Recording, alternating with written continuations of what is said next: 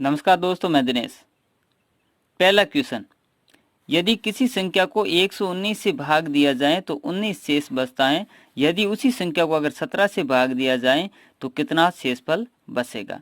तो ऐसे में दोस्तों जो शेष बचता है, जो दूसरी कंडीशन यानी जो शेष बचता है, इसी पर अपन को शर्त यानी इसी पर काम करना है, इसी से ही क्रिया करना है। जो शेष बचता है उसी पर अपन को क्रिया करना है। कैसे करना है कि जो 19 शेष बचता है, तो अगर कह रहे हैं कि अगर उसी संख्या को अगर 17 से भाग दे दिया जाए तो कितना शेष बचेगा, तो हमें जो शेष बचता है उसी में अपन को भाग देना है दूसरी वाली, यानी ये भाजक मान लेंगे और ये भाज्य मान लेंगे। यानी 19 में 17 से भाग देंगे तो कितना दोस्तों शेषफल बचेगा, तो 2। यानी कि उसी संख्या में अगर 17 से भाग दिया जाएगा तो हमें 2 शेषफल प्राप्त होगा। यानी ऐसा कैसा भी क्वेश्चन आ जाए तो इस प्रकार के प्रश्न को अपन को ऐसे हल करना है। इसी प्रकार अगर दूसरा प्रश्न देखिए, यदि किसी संख्या में 7 से भाग देने पर 5 शेष बचता है, यानी अगर कोई संख्या है उसमें अगर 7 से भाग दें तो हमारे पास में 5 शेष बचता है। यदि उस संख्या के वर्ग को 7 से भाग दिया जाए तो कितना शेष बचेगा। यानी कि अगर मैं यहाँ 40 ले लूँ, संख्या मैंने 40 ले लिया, 40 में मैंने 7 का भाग दिया तो यहाँ पर कितना शेष बच गया, 5 बच गया।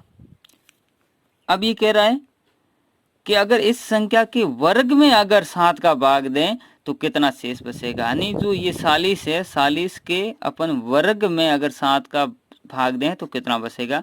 तो ये लंबी यानी लंबी कंडीशन हो जाएगी, लंबी प्रक्रिया हो जाएगी।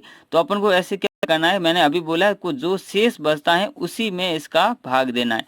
अब उस टर्म क्या कह रहा है, कंडीशन कि 5 शेष बचता है अगर संख्या के वर्ग, तो अपन को जो शेष इसमें देना है तो अपन को क्या करना है, 5 बचता है तो अपन को वर्ग बोला है तो अपन क्या करेंगे, 5 का वर्ग में अपन 7 का भाग दे देंगे। 5 का वर्ग कितना हो गया दोस्तों, 25।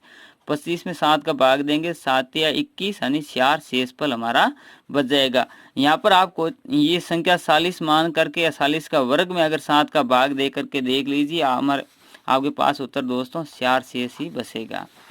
अगला क्वेश्चन देखिए कि 13 की घात 12 यानी 13 की घात 12 में 6 का भाग देने पर शेषफल कितना बचेगा।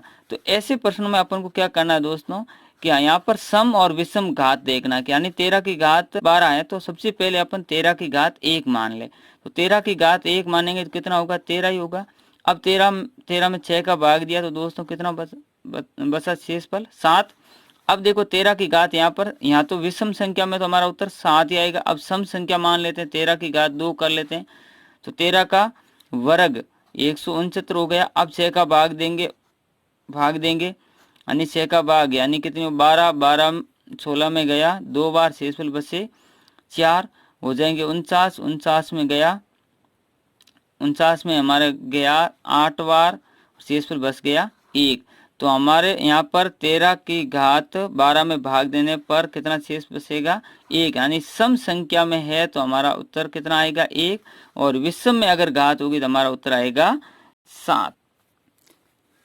यहाँ पर अपन को दो बार देखना, एक सम संख्या घात लेकर के और एक विषम संख्या, यानी एक घात 1 मान करके तो ये विषम का उत्तर हो जाएगा।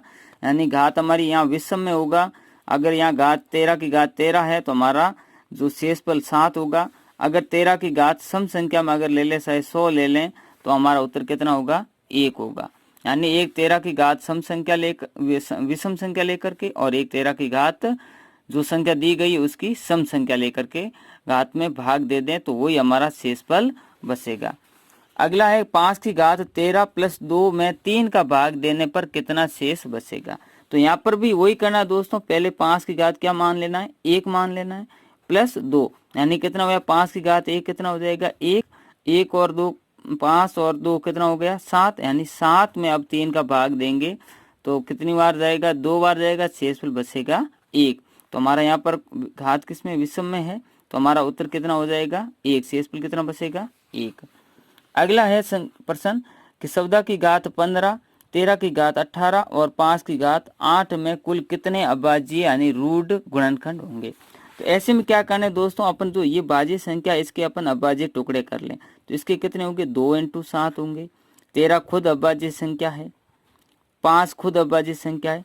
अब इसके ऊपर अपन कैसे लिखेंगे, 2 × 7 की घात 15 × 13 की घात 18 इंटू 5 की घात 8।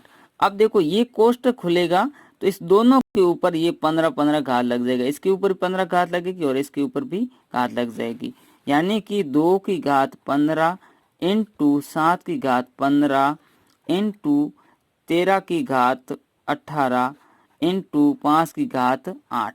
तो यहाँ पर ये दोस्तों ध्यान देना, यहाँ आधार सहायक कैसा भी है, ये घात अलग अलग अब आ गई है, तो इन सभी घातों का अपन क्या कर लेंगे, योग कर लेंगे, वही हमारे अभाज्य गुणनखंड होंगे। यानी 15 15 30 30 और 8 हो गए 48 48 और 8 हो गए 56। यानी कितने अभाज्य गुणनखंड होंगे, रूट संख्या यानी 56 अभाज्य गुणनखंड होंगे। ऐसे करेंगे। अगला प्रश्न देखिए, बहुत इंपॉर्टेंट है, कई सारे एग्जाम में पूछा गया है कि किसी संख्या में लगातार 4 5 7 से अगर भाग देने पर शेषफल है जो 2 3 7 बचे, यदि उसी संख्या में 7 5 4 से भाग दें तो कितना। तो दोस्तों इसका हल कैसे ज्ञात करेंगे कि माना कि वह संख्या x है, x में लगातार 4 5 और 7 का भाग देने पर शेषफल 2 3 और 4 प्राप्त होता है।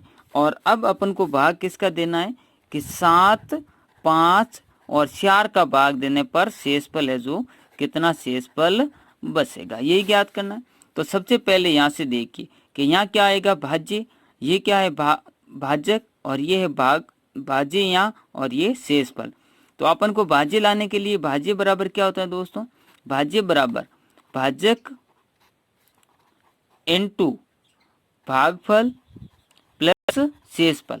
तो यहाँ क्या करेंगे, 7 इंटू 1 प्लस 4 बराबर हमारा पास भाज्य बराबर भाज्य आ जाएगा, भाजक इंटू भागफल प्लस शेषफल। यानी 7 को 1 से किया 7, 7 और 4 कितना हो गया 11। यानी इसका भाज्य कितना आ गया, इनका भाज्य, इनको करना है गुणा और इसको करना है ऐड, यानी भाजक इंटू भागफल प्लस शेषफल बराबर आ जाएगा भाज्य। तो भाज्य कितना आ गया 11।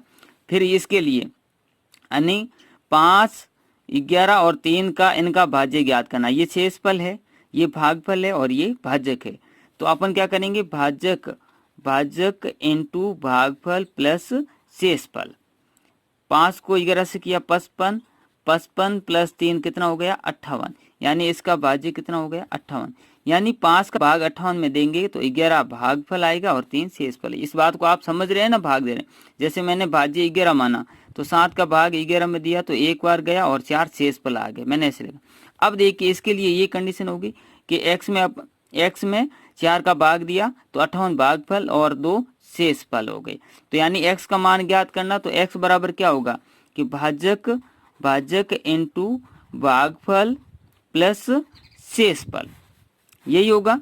तो बराबर अपन गुणा करेंगे तो कितना आएगा 234, यानी कि x का मान कितना आ गया 234 आ गए, यानी वो संख्या ज्ञात हो गई 234। अब देखो 234 में क्या कह रहा है कि 234 में लगातार भाग देना है, किसका देना है 7 का देना है, फिर किसका देना है 5 का देना है, फिर किसका देना है 4 का देना है। तो शेषफल कितना बचेगा, तो दोस्तों दे दो भाग है 7 का 23 में कितनी बार गया 21, यानी 3 बार गया, कितनी बार गया 3 बार, शेषफल बस के 2 से हो गए 24 में फिर गया 3 बार और शेषफल कितने बच गए 3।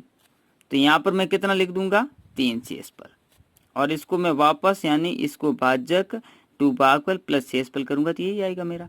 अब ये कंटिन्यू लगातार कह रहा है, अब मैं 5 का भाग 234 में नहीं दूंगा, 5 का भाग 33 में दूंगा। तो दोस्तों यहाँ पर कितनी बार जाएगा 5 का भाग जाएगा 6 बार और शेषफल कितना बचेगा 3। अब मैं 4 का भाग किस में दूंगा 6 में, तो 6 में दूंगा तो कितनी बार जाएगा दोस्तों 1 बार जाएगा और शेषफल बचेगा 2। तो यानी कि मैं 7 5 4 का भाग दूंगा तो शेषफल मेरा 3 3 और 2 आएगा। अच्छे से समझ लो दोस्तों, ये नियम यही जो मैंने लिखा है यही नियम होगा। इस तरह के प्रश्न कैसा भी हो अपन को इस तरीके से हल करना है।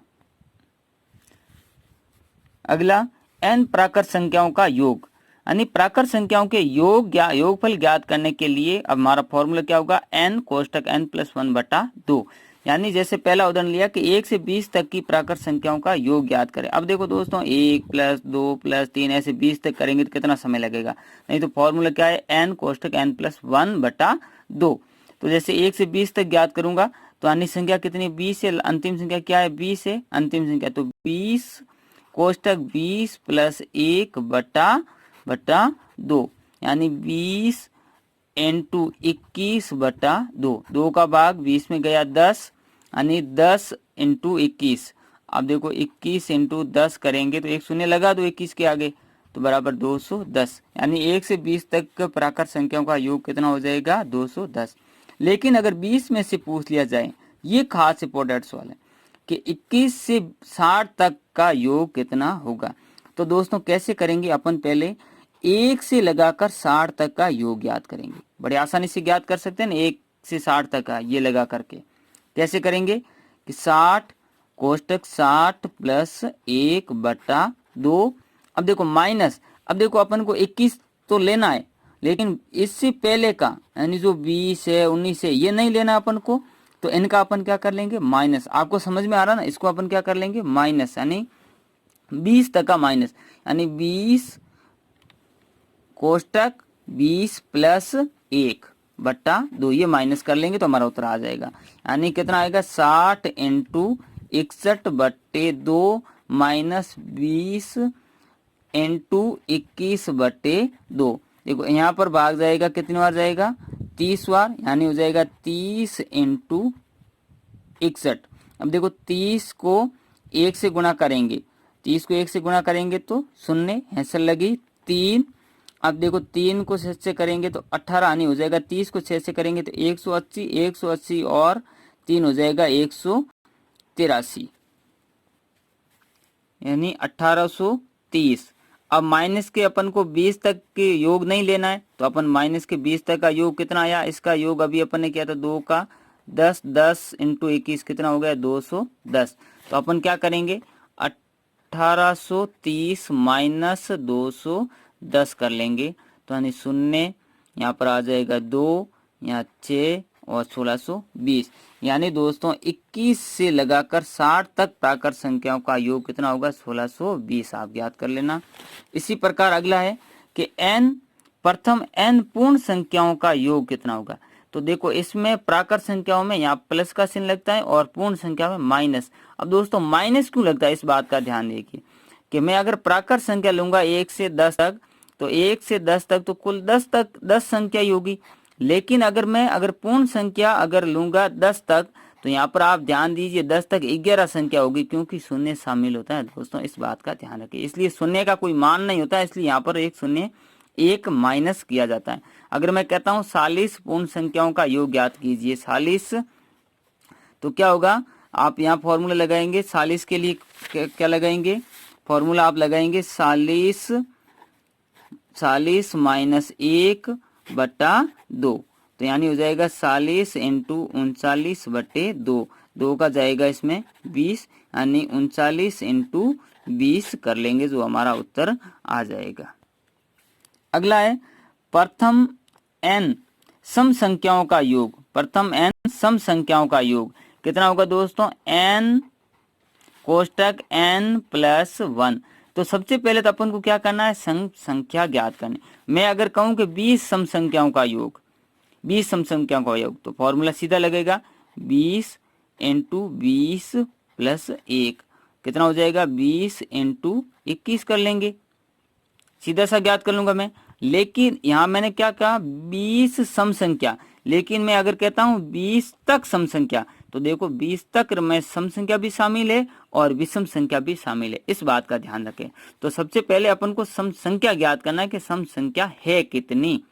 तो यानी 20 तक में 2 का भाग देंगे तो कितना आ गया 10, यानी 10 सम में और 10 विषम में।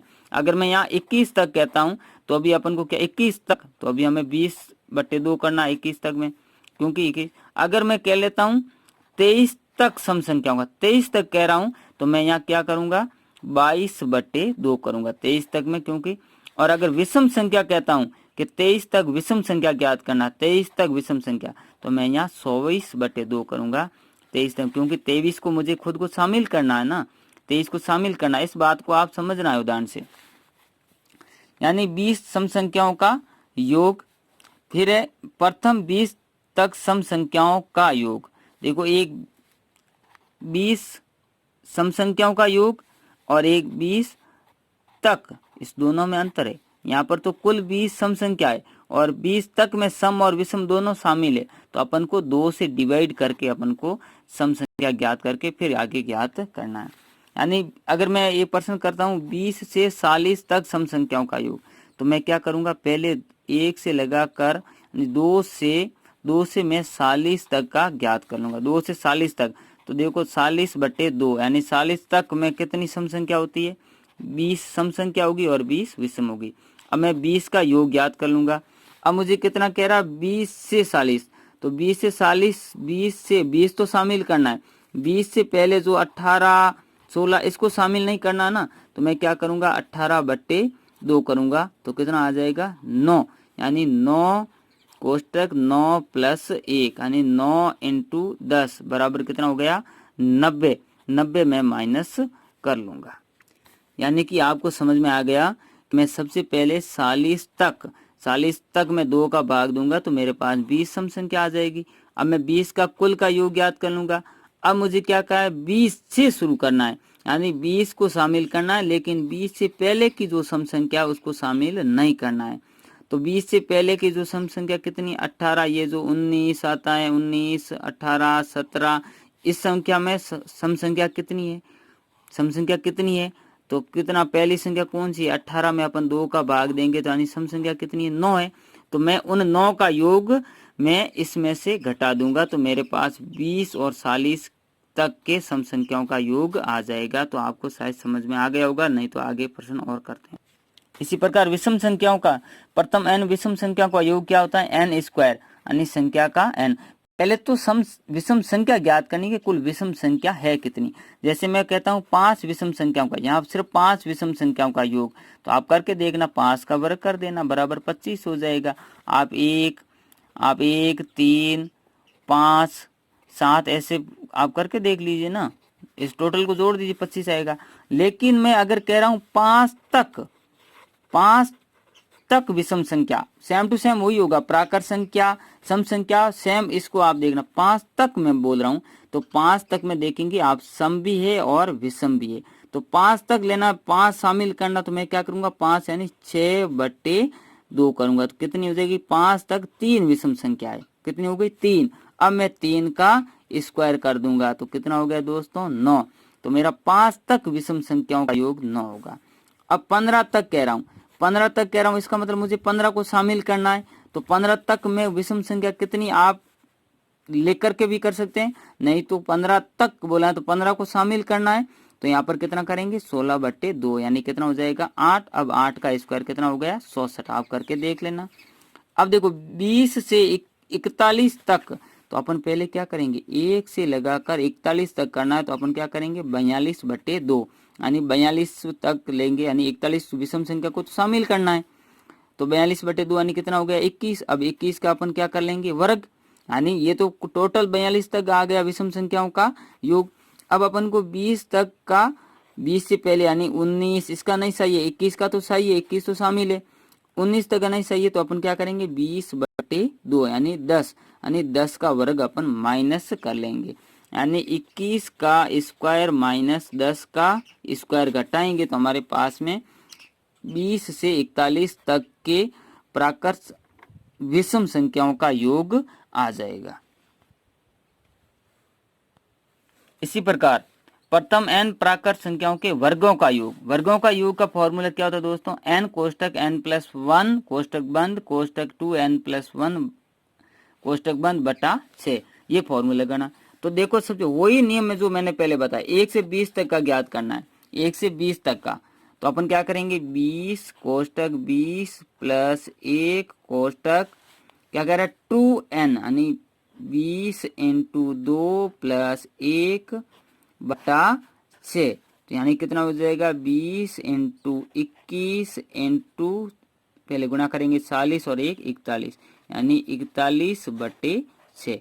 अब इसको अपन ज्ञात करेंगे, तो हमारे पास में 1 से लगाकर 20 तक का वर्गों का योग आ जाएगा। अब मैं कह रहा हूँ 20 से 40 तक, तो मैं दोस्तों इसका मैं शॉर्ट में बता रहा हूँ। अपन पहले 1 से लगाकर 40 तक ज्ञात करेंगे।